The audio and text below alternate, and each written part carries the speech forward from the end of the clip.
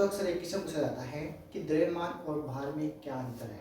तो मैं आपको बताऊं कि द्रव्यमान होता है इसका मान प्रत्येक ग्रह के ऊपर समान होता है, लेकिन भार होता है इसका मान अलग अलग ग्रहों पर अलग अलग होता है।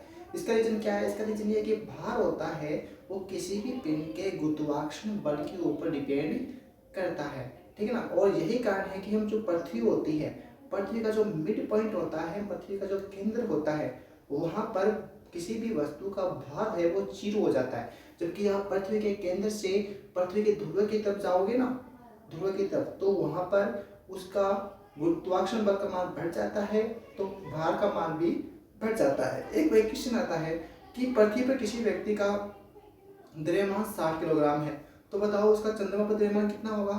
तो जो द्रव्यमान उसका पृथ्वी पर है वही द्रव्यमान उसका चंद्रमा पर होगा। लेकिन अगर उसको पूछे कि किसी व्यक्ति का भार पृथ्वी पर 60 किलोग्राम है तो चंद्रमा पर कितना होगा, तो चंद्रमा पर उस व्यक्ति का भार 1/6 हो जाता है। इसका रीजन ये है कि जो चंद्रमा है इसका आकार पृथ्वी के आकार की तुलना में कम है, छोटा है। और दूसरी बात, चंद्रमा का गुरुत्वाकर्षण बल पृथ्वी गुरुत्वाकर्षण बल से कम होता है, इसलिए चंद्रमा का जो गुरुत्वाकर्षण बल है वो पृथ्वी गुरुत्वाकर्षण बल का 1/6 होता है। तो अगर किसी व्यक्ति का पृथ्वी पर भार 60 किलोग्राम आता है तो चंद्रमा पर उसका भार होगा वो 1/6 यानी 10 किलोग्राम हो जाएगा। वीडियो चलिए तो लाइक करना, चैनल को सब्सक्राइब करना।